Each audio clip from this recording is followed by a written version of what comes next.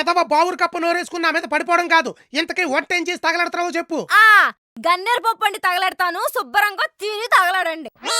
గన్నేరు పప్ప? అయితే సాయంత్రం ఆఫీస్ నుంచి లేటుగా వస్తాను, నా గురించి ఎదురు చూడకుండా నువ్వు తినేసి పడుకో. గన్నేరు పప్పు అంటే గన్నేరు పప్పు. ఆహా, ఇంట్లో కూరగాయలుంటే మీకు నచ్చిందేగా వండేది. సాయంత్రం ఆఫీస్ నుంచి వచ్చేటప్పుడు మర్చిపోకుండా కూరగాయలు తీసుకురండి. ఏది తేవాలో చెప్పి తగలడు. నేను తెమ్మనవి ఎప్పుడు తెచ్చి చచ్చారు? మీకు నచ్చినవే తండి. కూరగాయలు అమ్మే ఆవిడ బాగుంది, తీసుకురానా? ఆహా, అలాగే మీ ఇష్టం. కానీ అంత పెద్దది కొయ్యటం నా వల్ల కాదు. గాని మీరే దాన్ని చిన్న చిన్న ముక్కలుగా కొట్టించి తీసుకురండి, వండి పెడతాను. చూసావా మీ అక్కడే ఆల్సేషన్ కుక్కలా ఎలా అరుతుందో? ఆహా, మరి నన్ను పెళ్లి చేసుకున్నావని ఏ జంతువుతో పాల్చాలో? ఎంత మాట అన్నావా?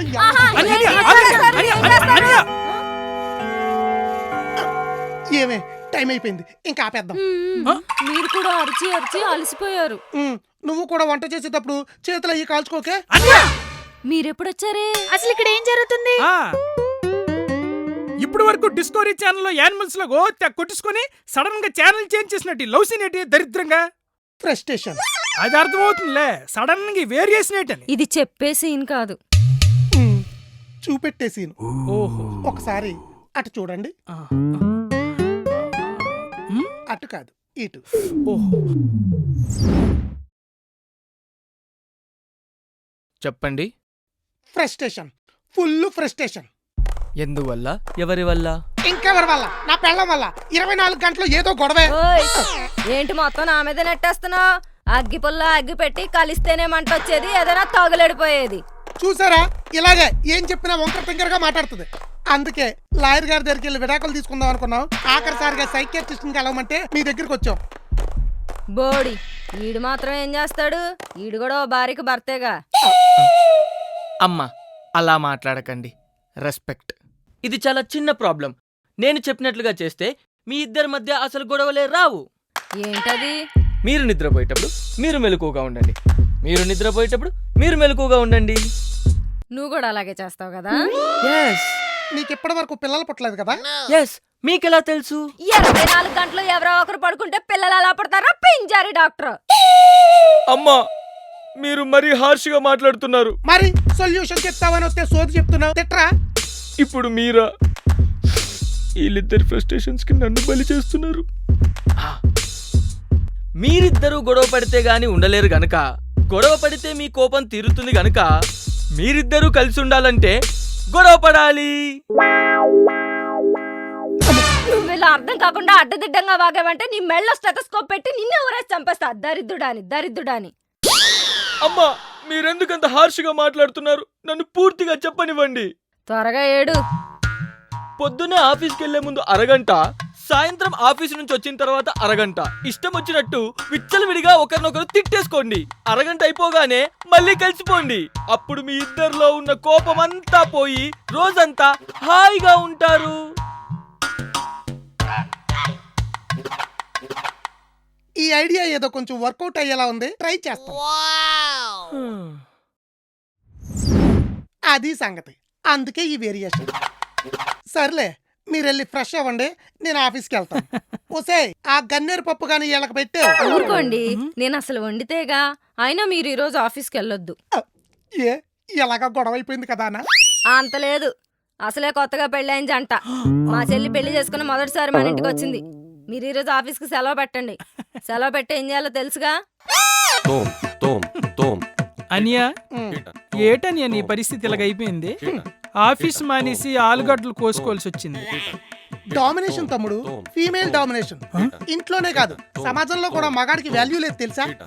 నీకు ఎగ్జాంపుల్ కి బస్సుల్లో లేడీస్ సీట్ల దగ్గర ఏమని రాస్తారో, స్త్రీలను గౌరవించడం మన సాంప్రదాయం అని రాస్తారు. అదే మగాళ్ళ సీట్ల దగ్గర కూడా మగాళ్ళని పూజించడం మన సాంప్రదాయం అని రాయాలా? కానీ రాయరు. ఏమి రాస్తారో, జేబు దొంగలు ఉన్నారు జాగ్రత్త, టికెట్ లేని ప్రయాణం నేరం, ఇలాంటివి రాస్తారు. సమాజంలోనే మనకు వాల్యూ లేనప్పుడు ఇంట్లో ఏం వాల్యూ ఉంటుంది తమ్ముడు? ఊరుకో అనియా, నీకు లేదని అందరికి లేదంటున్నావు. ఏంటిది వాల్యూ అనియా? ఆ మాటకొస్తే మావిడి నాకు మస్తు రెస్పెక్ట్ ఇస్తుంది తెలుసా. నేనంటే మావిడికి లవ్స్. తమ్ముడు, ఫస్ట్ తారీఖుని జీతాలు తెచ్చేటప్పుడు పిల్లలందరూ బానే ఉంటారా? అదే 20వ తారీఖుని చూడు, నువ్వు అసలు ఎందుకన్నా పనికొత్తావా అన్నట్టు చూస్తా. ఇది అంతే. ఊరుకో అక్క, నువ్వు మరీ చెప్తావు. మా ఆయనకి నేనంటే ప్రాణం. నేనేం చెప్పినా చిటికలో చేసేస్తాడు. అంతవరకు ఎందుకు, నేను గోదాట్లో దూకమన్నాననుకో, బస్సులో రాజమండ్రి వెళ్ళి గోదావరి బ్రిడ్జ్ ఎక్కి మరీ దూకేస్తాడు తెలుసా? వస్తే పిచ్చిదానా, పెళ్ళైన ఫస్ట్ సంవత్సరం అలానే ఉంటారు, కానీ 20 సంవత్సరాల తర్వాత అసలు నువ్వు పెళ్ళానివేనా అంటారు. అందుకే గులాబ్ జామున్ పాకంలో ఉండగానే పచ్చడి చేసేయాలి, మొగుడు మన ప్రేమలో ఉండగానే గ్రిప్పులో పెట్టేసుకోవాలి.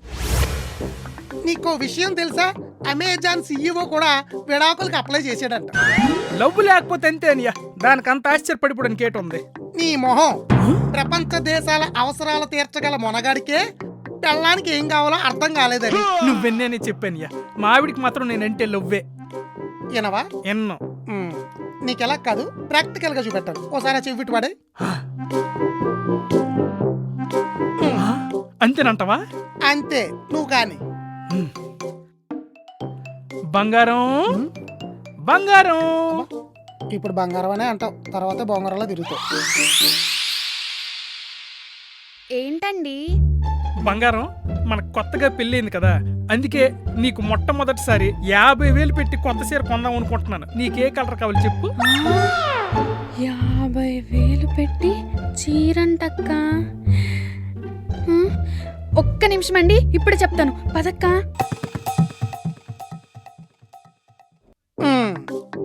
ఇప్పుడు లోపలికి వెళ్ళిపోయింది కదా, మళ్ళీ వచ్చి యావండి ఒక చీరేనా, దాంతో పాటు మ్యాచింగ్ నెక్లెస్, మ్యాచింగ్ గాజులు కూడా కొనొచ్చు కదా, అసలే మీరు ఇచ్చే ఫస్ట్ గిఫ్ట్ అంటది.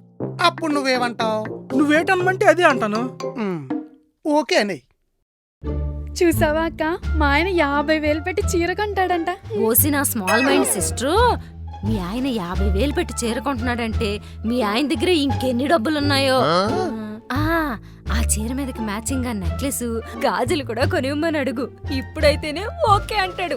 గులాబ్ జామున్ పాకంలో ఉండగానే పచ్చడి చేసేయాలి. పద, పద, పద, పద. అయ్యో బాబో, ఎన్నాళ్ళు మా ఇద్దరికి వండుకుంటే సరిపోయింది, ఇప్పుడు మీరు కూడా తయారయ్యారు.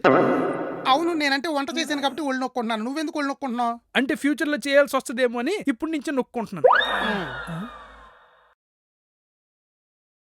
అనియా వచ్చారు. యావండి, ఒక్క చీరేనా, మ్యాచింగ్ గాజులు, మ్యాచింగ్ నెక్లెస్ కూడా కొనొచ్చుగా.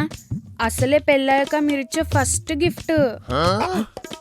అనియా సేమ్ డైలాగ్, యాక్షన్ కూడా నువ్వు చేసిన టేస్ట్ దించేస్తుంది.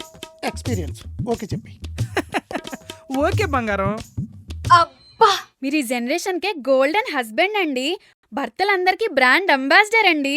ఇంకా చాలే ఆపు. చూసారా, మరిదిగారిని చూసి నేర్చుకోండి. ఏం అడిగినా హెడ్ రాంగ్ డైరెక్షన్ లో ఓపటం కాదు. పదవే చెల్లి, మనం మోడల్స్ సెలెక్ట్ చేసుకుందాం. ఏడ్చేవులే. అనియా, ఇప్పటికి నేను అండర్వేర్ కొనుక్కోవాలంటేనే మా నాన్నకి డబ్బులు అడుక్కుంటాను. అలాంటిది దీనికి ఇప్పుడు చీరలు నగలు కొనాలంటే డబ్బులు ఎక్కడి నుంచి తేవాలనియా? అసలు నెక్స్ట్ ప్లాన్ ఏంటి? అది తెలియాలంటే వచ్చే ఎపిసోడ్ వరకు ఆగాల్సిందే. ఓహో, వచ్చే ఎపిసోడ్ వరకు అంట. మీకే కాదు, నాకు కూడా టెన్షన్ గానే ఉంది.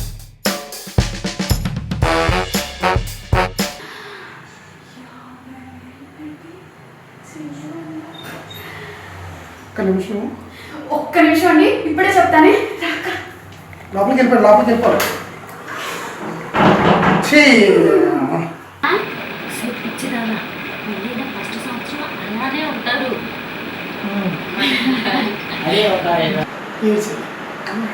అనియా, ఇప్పటికి నేను అండర్వేర్ కొనుక్కోవాలంటేనే మా నాన్నకి డబ్బులు అడుక్కుంటాను. అలాంటి దీనికి ఇప్పుడు చీరలు నగలు కొనాలంటే డబ్బులు ఎక్కడి నుంచి తేవాలనియా? ఎందుకు నెక్స్ట్ ప్లాన్ ఏంటి? అది తెలియాలంటే వచ్చే ఎపిసోడ్ వరకు ఆగాల్సిందే. వచ్చే ఎపిసోడ్ వరకు అంట. మీరు కూడా టెన్షన్ కాదు, నేను కూడా టెన్షన్ కాదు. ఓకే బంగారం. అబ్బా, మీరు ఈ జనరేషన్ కి గోల్డెన్ హస్బెండ్ అండి. భర్తలందరికీ బ్రాండ్ అంబాసిడర్ అండి. చూసారా, మరిదిగారిని చూసి నేర్చుకోండి.